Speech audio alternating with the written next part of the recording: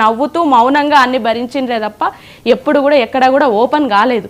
ఈ రోజు ఒక ఆడబిడ్డకి భూదేవికి ఉన్నంత ఓపిక ఉండాలి అన్నందుకు నిదర్శనం కవితక్క గారు. అంతే ఓపికగా ఎన్నోసార్లు మేము ఎన్నో విషయాలలో మీరు ఉద్యమాలలో ఉన్నారు, ఎందుకు మనం మీకు ప్రాధాన్యత కలుగుతలేదు అక్క అన్న కూడా తెలంగాణ రాష్ట్రానికి కేసీఆర్ గారు అవసరం ఉన్నారు, ఈ తెలంగాణ రాష్ట్రంలో మనం ఎట్లాంటి డిస్టర్బెన్స్ చేయొద్దు అని చెప్పేసి చాలా మౌనంగా ఉన్నారు, చాలా సైలెంట్గా ఉన్నారు. ఎప్పుడు కూడా అన్ని అవమానాలను కానివ్వండి, తనకు ఎక్కడ కూడా ప్రాధాన్యత ఇవ్వకుండా తనకు ఒక బౌండరీ గీసి తనని నిజామాబాద్ వరకే పరిమితం చేసి ఢిల్లీ రాజకీయాలకు వరకే పరిమితం చేసినా కూడా అన్ని మౌనంగా భరించిండ్రు.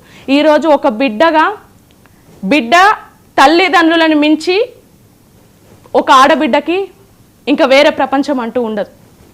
అలాంటి ప్రపంచాన్ని ఇప్పుడు తల్లిదండ్రులను దూరం చేసిర్రు కుట్రదారులు.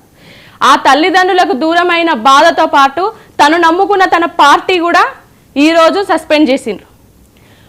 ఒక తల్లిగా తన ఇద్దరి బిడ్డల మీద ప్రమాణం చేసి చెప్తున్నా అని ఒక చట్టసభల్లో ఒక మహిళ చెప్పింది అంటే తనకు ఎంత ఆవేదన ఉంటుంది, తన గుండె ఎంత చెరువై ఉంటుంది, తన ఎంత క్షోభను అనుభవిస్తే ఆ మాట మాట్లాడతారు. రాజకీయాలలో ఎన్నో విమర్శలు ఎదుర్కొంది.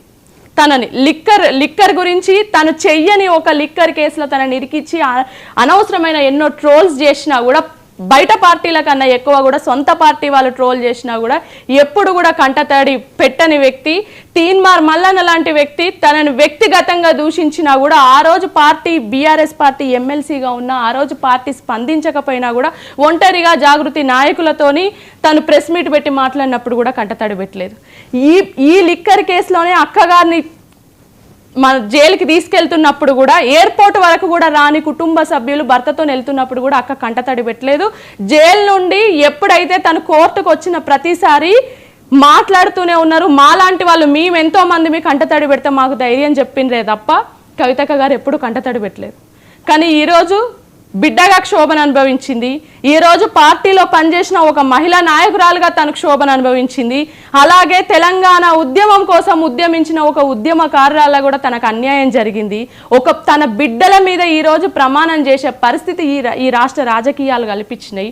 అది నిజంగా కూడా తనే కాదు, మాలాంటి ఎంతోమంది కూడా మేము బాధపడ్డాం. ఎందుకంటే ఒక తల్లికి తన బిడ్డలు అలాంటి బిడ్డల మీద ప్రమాణం చేసే పరిస్థితిని ఈరోజు ఈ రాజకీయాలు కల్పించిండ్రు. నిజంగా కూడా ఇవన్నీ రాజకీయం ఈరోజు ఉంటుంది. కేసీఆర్ గారి విషయంలో ఎన్నోసార్లు మేమే చెప్పినాం, రాజకీయాలు ఈరోజు ఉంటాయి రేపు పోతాయి, కానీ వ్యక్తి ఇంపార్టెంట్, మనకు ఒక ఇష్యూ బేస్డ్గానే పర్సనల్గా పోవద్దు అని. కానీ ఇదే బీఆర్ఎస్ పార్టీ కవితక్క గారికి ఎన్ని విషయాలలో అండగా ఉంది. 2006లో కవితక్క గారు ప్రత్యక్ష రాజకీయాలలో మిగతా వాళ్ళు ఎలాగైతే ఉద్యోగాలు వదిలేసుకోనో లేకపోతే వాళ్ళ పదవులను వదిలేసుకోనో వాళ్ళ జాబ్లను వదిలేసుకొని రాజకీయాలలోకి ఎట్లొచ్చిండ్రో సేమ్ కవితక్క గారు కూడా తన అన్ని వదిలేసుకొని మూడు సంవత్సరాల బిడ్డతోని ఒక బిడ్డని కడుపులో మోస్తూ కూడా ఈ తెలంగాణ కోసం, ఈ తెలంగాణ ప్రజల కోసం, తెలంగాణ రాష్ట్రం కోసం ఉద్యమించింది. తనకు కూడా గాయాలు ఉన్నాయి, తనకు కూడా చేదు అనుభవాలు ఉన్నాయి, ఎండలో ఎండింది, వానలో దడిచింది, ఎన్నో ఉద్యమాలు చేసిన వ్యక్తి ఆమె. ఒక మహిళకి మగవాళ్ళు రోడ్డెక్కి కొట్లాడడం ఈజీ, ఒక ఆడబిడ్డ ఇంట్లో నుండి బయటికి వెళ్తే ఎన్నో ఉంటాయి.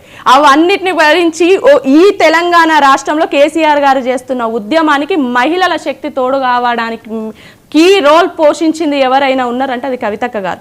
ఈ తెలంగాణ రాష్ట్రంలో కేసీఆర్ గారు తర్వాత లక్షల కిలోమీటర్లు పాదయాత్ర చేసిన వ్యక్తి ఎవరైనా ఉన్నారంటే అది కవితక్క గారు. ఎక్కడికక్కడ కూడా పాదయాత్ర చేస్తూ సింగరేణి కార్మికులనేంది, బతుకమ్మ ఎత్తుకొని మహిళలనేంది అందరినీ కూడా ఈ ఉద్యమంలో ఒక పాత్ర ఉండాలి అని చెప్పి, మహిళల పాత్ర ఉండాలి అని చెప్పి అందరినీ